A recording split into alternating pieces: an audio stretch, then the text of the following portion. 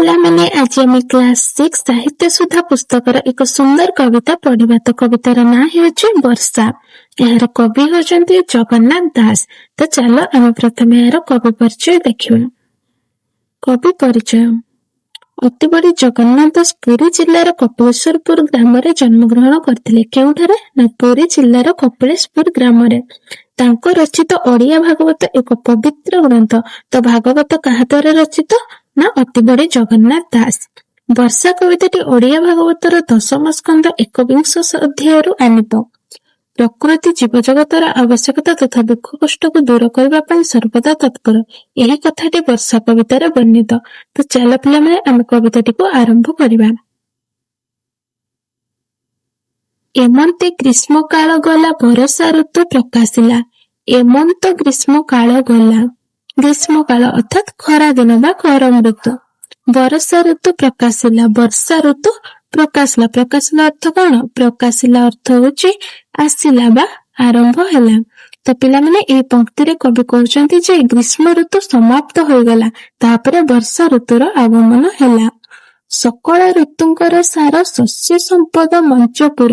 ସକଳ, ସକଳ ଅର୍ଥାତ୍ ସମସ୍ତ। ସମସ୍ତ ଋତୁଙ୍କର ସାର, ସାର ଅର୍ଥାତ୍ ଶ୍ରେଷ୍ଠ। ସମସ୍ତ ଋତୁଙ୍କର ସାର କିଏ? ନା ବର୍ଷା ଋତୁ। ଶସ୍ୟ ସମ୍ପଦ ମଞ୍ଚପୁର। ଶସ୍ୟ ଅର୍ଥାତ୍ ଧାନ, ଫସଲ ବା ଅନ୍ନ। ସମ୍ପଦ ଅର୍ଥାତ୍ ଧନ ସମ୍ପତ୍ତି ବା ଐଶ୍ୱର୍ଯ୍ୟ। ମଞ୍ଚପୁର ଅର୍ଥ କଣ? ମଞ୍ଚପୁର ଅର୍ଥାତ୍ ପରିପୂର୍ଣ୍ଣ ବା ଭରି ଯାଇଥିବା। ତ ଏଠାରେ କବି କହୁଛନ୍ତି ଯେ ବର୍ଷା ଋତୁ ସମସ୍ତ ଋତୁ ମଧ୍ୟରେ ଅତ୍ୟନ୍ତ ଉପକାରୀ ଋତୁ। କାରଣ ବର୍ଷା ହେଲେ ଚାଷ ଭଲ ହୁଏ, କ୍ଷେତରେ ଧାନ ଓ ବିଭିନ୍ନ ଫସଲ ଭଲ ଭାବେ ବଢେ, ଫଳରେ ପୃଥିବୀ ଶସ୍ୟ ଓ ସମ୍ପଦରେ ପରିପୂର୍ଣ୍ଣ ହୋଇଯାଏ। ସେଥିପାଇଁ ବର୍ଷା ଋତୁକୁ ସମସ୍ତ ଋତୁର ସାର ବୋଲି କୁହାଯାଇଛି। ମେଘେ ମିଳିଲେ ଶୂନ୍ୟ ପଥେ ବିଜୁଳି ଶବଦ ସଙ୍ଗତେ। ମେଘ ଅର୍ଥାତ୍ ବାଦଲ ମିଳିଲେ କହିଲେ ଏକାଠି ହେଲେ, ବାଦଲ ଗୁଡ଼ିକ ଏକାଠି ହେଲେ କୋଉଠି? ନା ଶୂନ୍ୟ ପଥେ। ଶୂନ୍ୟ ପଥ ଅର୍ଥ ଆକାଶରେ। ବିଜୁଳି ଶବଦ ସଙ୍ଗତେ, ବିଜୁଳି ଶବ୍ଦ ସହିତ। ତ ଆକାଶରେ ମେଘମାନେ ଏକାଠି ହେଲେ ଏବଂ ସେହି ମେଘମାଳା ସହିତ ବିଜୁଳି ଚମକୁଛି ଏବଂ ଗଡ଼ଗଡ଼ି ଶବ୍ଦ କରୁଛି। ମହିମଣ୍ଡଳ ଦୁଃଖ ଚାହିଁ ଜଳ ଛାଡ଼ିଲା ତୋଷ ହୋଇ। ମହିମଣ୍ଡଳ ଅର୍ଥ କଣ? ମହିମଣ୍ଡଳ ହଉଛି ପୃଥିବୀ ବା ଧରିତ୍ରୀ। ମହିମଣ୍ଡଳ ଦୁଃଖ ଚାହିଁ ଜଳ ଛାଡ଼ିଲା ତୋଷ ହୋଇ। ଜଳ ଛାଡ଼ିଲା ଅର୍ଥାତ୍ ବର୍ଷା ଢାଳିଲା। ତୋଷ ହୋଇ, ତୋଷ ହୋଇ ହଉଛି ସନ୍ତୁଷ୍ଟ ହୋଇ ବା ଦୟା ବଶତଃ। ତ ଗ୍ରୀଷ୍ମ ଋତୁର ପ୍ରଚଣ୍ଡ ଖରାରେ ପୃଥିବୀ ବହୁତ କଷ୍ଟ ପାଉଥିଲା। ପୃଥିବୀର ଏହି ଦୁଃଖ ଦେଖି ମେଘ ଦୟାରେ ବିଗଳିତ ହୋଇ ବର୍ଷା ଋତୁ ଜଳ ବର୍ଷଣ କଲା। ଘୋର ଶବଦେ ମେଘମାଳ ଗର୍ଜନ ବରଷନ୍ତି ଜଳ। ଘୋର ଶବ୍ଦ ଅର୍ଥାତ୍ ପ୍ରଚଣ୍ଡ ବା ଭୟଙ୍କର ଧ୍ୱନିରେ ମେଘମାଳ ଅର୍ଥାତ୍ ମେଘ ସମୂହ। ଗର୍ଜନ ବରଷନ୍ତି ଜଳ। ବରଷନ୍ତି ବର୍ଷା କରୁଛନ୍ତି କଣ? ନା ଜଳ ବା ପାଣି।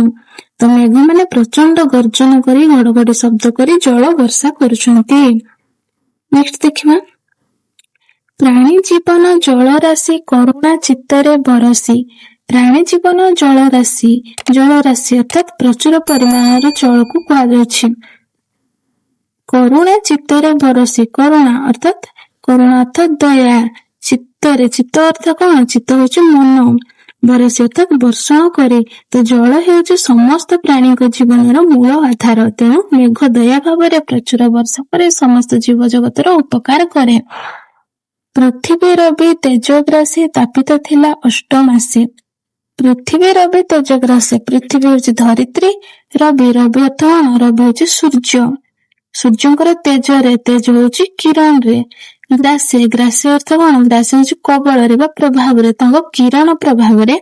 ତାପିତ ଥିଲା ଅଷ୍ଟମାସେ। ତାପିତ ଉତ୍ତପ୍ତ ବା ଗରମରେ ପୀଡ଼ିତ ଥିଲା।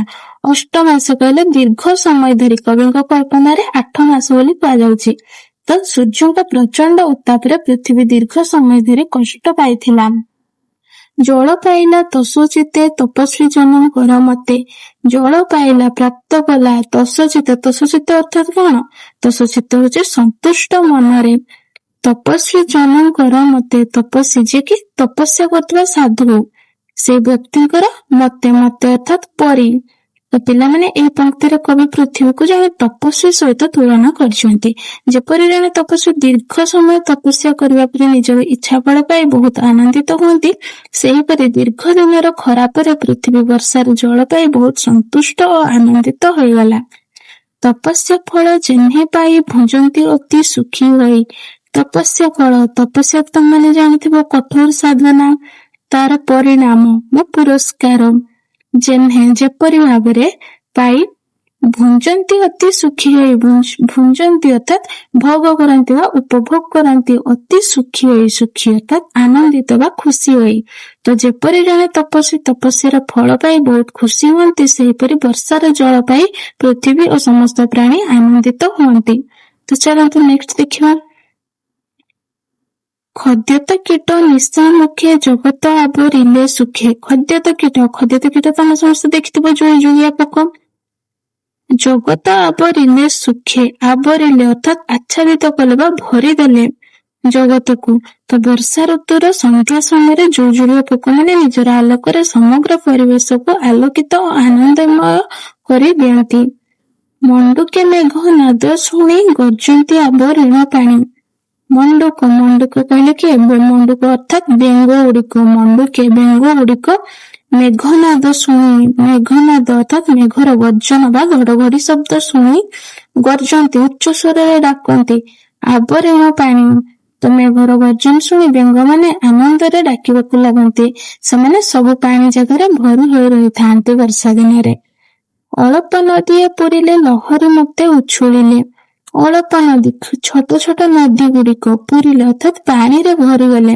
ଲହରୀ ମତେ ଉଛୁଳେ, ଲହରୀ ଅର୍ଥାତ୍ କଣ? ଲହରୀ ହେଉଛି ତରଙ୍ଗ।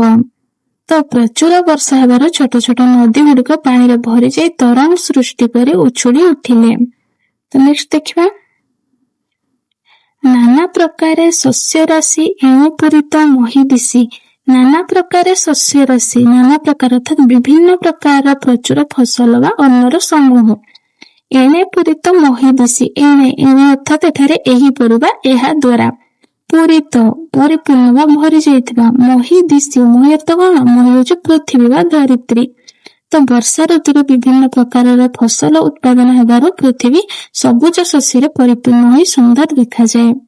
ଛତୁଜ ଛତ୍ର ପ୍ରାୟ ହୋଇ ରାଜାର ପ୍ରାୟ ଦିଶେ ମହି। ଛତୁଜ ଛତ୍ର ପ୍ରାୟ ହୋଇ, ଛତ୍ର ଅର୍ଥ କଣ? ଛତ୍ର ହେଉଛି ଛତା। ପ୍ରାୟ ହୋଇ ଅର୍ଥାତ୍ ପରି, ଛତୁ ପରି। ତ ବର୍ଷା ହେବା ପରେ ବିଭିନ୍ନ ସ୍ଥାନରେ ଛତୁ ଭରି ଉଠିଥାଏ। ଏହି ଛତୁର ଆକୃତି ଛତ୍ର ବା ଛତା ପରି ଦେଖାଯାଏ। ଯେପରି ଜଣେ ରାଜାଙ୍କ ମୁଣ୍ଡ ଉପରେ ରାଜଛତ୍ର ଶୋଭା ପାଏ, ସେହିପରି ଛତୁରେ ସଜି ଯାଇଥିବା ପୃଥିବୀ ମଧ୍ୟ ରାଜା ପରି ଶୋଭା ପାଉଥିବା ଭଳି ଦେଖାଯାଏ। ତ ନେକ୍ସଟ ଦେଖିବା। ମୟୂର ଗିରି ଶିଖେ ଥାଏ ନୃତ୍ୟ କରନ୍ତି ମେଘେ ଚାହିଁ। ମୟୂର ମାନେ, ଗିରି ଅର୍ଥ କଣ? ଗିରି ହେଉଛି ପର୍ବତ।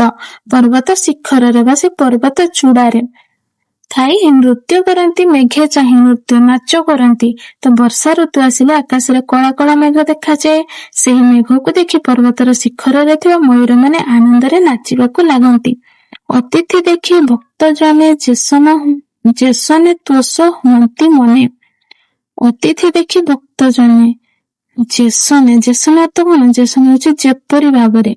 ତ ଯେପରି ଜଣେ ଭକ୍ତିଶୀଳ ଓ ସତ୍ ବ୍ୟକ୍ତି ନିଜ ଘରକୁ ଅତିଥି ଆସିଲେ ବହୁତ ଖୁସି ହୁଅନ୍ତି ଏବଂ ତାକୁ ସମ୍ମାନର ସହିତ ସ୍ୱାଗତ କରନ୍ତି, ସେହିପରି ବର୍ଷା ଋତୁ ଆସିଲେ ସମସ୍ତ ପ୍ରାଣୀ ଓ ପ୍ରକୃତିର ମନରେ ଆନନ୍ଦ ଭରିଯାଏ। ତ ପିଲାମାନେ, ଆଶା କରୁଛି ଭିଡ଼ିଓଟି ତମମାନଙ୍କୁ ଭଲ ଲାଗିଥିବ। କ୍ଲାସଟି ଭଲ ଲାଗିଥିଲେ ନିହାତି ଭାବରେ ଲାଇକ୍, ସେୟାର ଓ ସବସ୍କ୍ରାଇବ କରନ୍ତୁ। ଧନ୍ୟବାଦ।